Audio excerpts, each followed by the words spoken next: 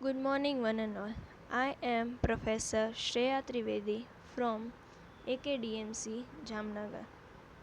હું શ્રેયા ત્રિવેદી AKDMC જામનગરમાંથી બોલું છું.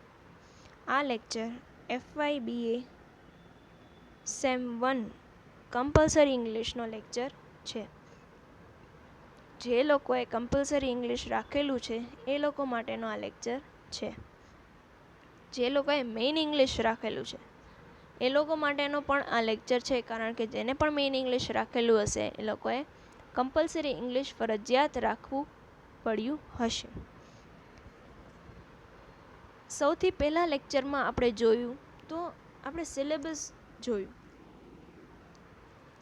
સિલેબસમાં આપણે જોયું કે એક ટેક્સ્ટબુક છે તમારા સિલેબસમાં જેનું નામ છે ઇમેજીસ, હેન્ડબુક ઓફ સ્ટોરીઝ, જેમાં યુનિટ 1 to 5 તમારે ભણવાનું છે, અને 3 ગ્રામરના ટોપિક રહેલા છે, જેમાં પહેલું છે પાર્ટ્સ ઓફ સ્પીચ, બીજું છે ટેન્સીસ અને ત્રીજું છે વર્ડ ફોર્મેશન.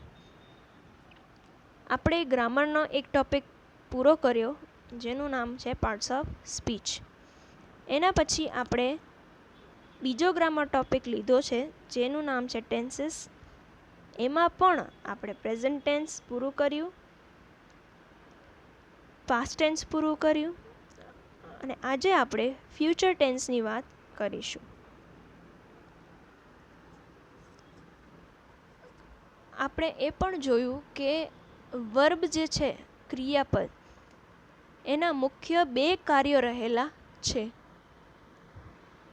સેન્ટેન્સમાં વર્બ ન હોય તો એ ચાલે નહીં.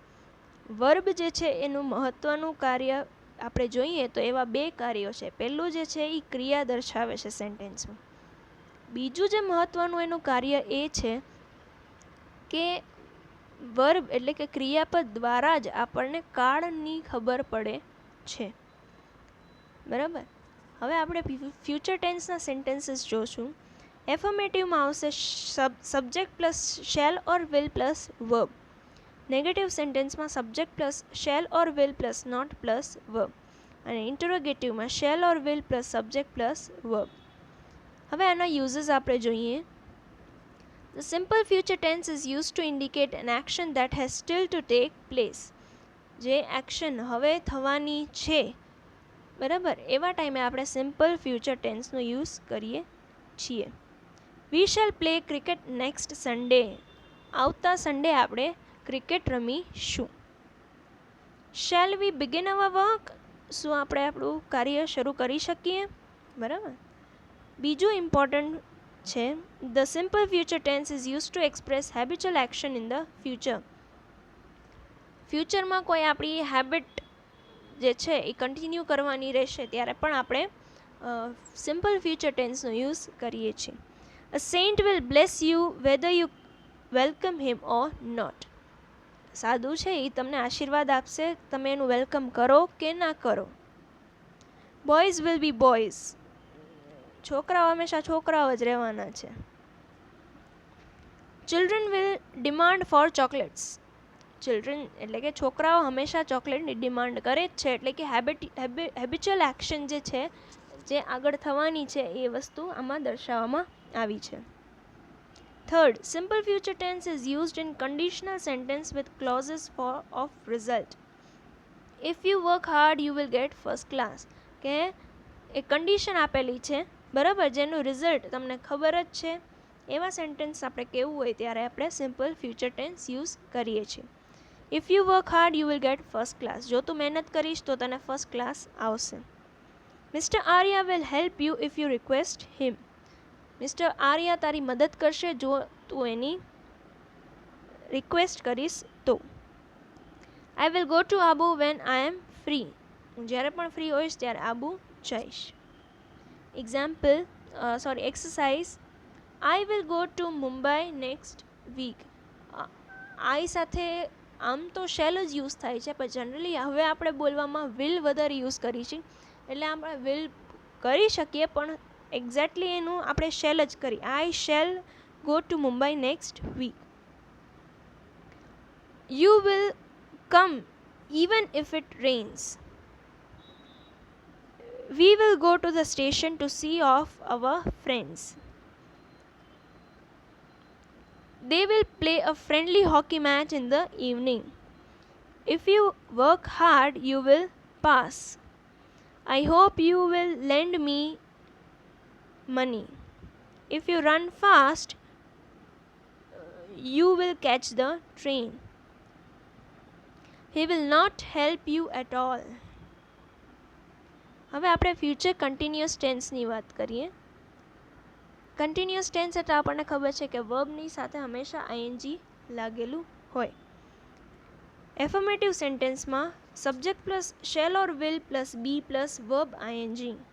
નેગેટિવ સેન્ટેન્સમાં subject plus shall or will plus not plus be plus verb ING. Interrogative સેન્ટેન્સમાં shall or will plus subject plus be plus verb ING. હવે એના યુઝેસ જોઈએ. The continuous future tense is used to represent an action as going at some time in future. ફ્યુચરમાં જે action જે છે continue ચાલવાની છે તેને આપણે ફ્યુચર કન્ટિન્યુઅસ ટેન્સમાં લખીશું. Example, I shall be waiting for you at the crossing. 4 રસ્તે હું તારી વેટ કરીશ. We shall not be taking part in the games next year. What will you be doing in the evening today? આ બધી એવી actions જે છે કે જે કન્ટિન્યુ રહેવાની છે ફ્યુચરમાં, બરાબર.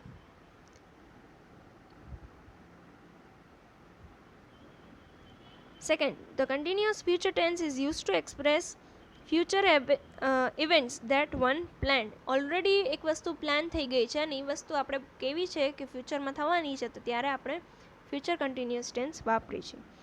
The farmers will be plowing the fields. Ploughing એટલે કે ખેતી કરવાના છે. He will be meeting us tomorrow. એ આપણને કાલે મળશે. We shall not be playing then. ત્યારે આપણે રમતા હશું નહીં. Exercise, what will you be doing in the evening today? The peon will be ringing the bell when you reach school. We will not be taking part in the games next year.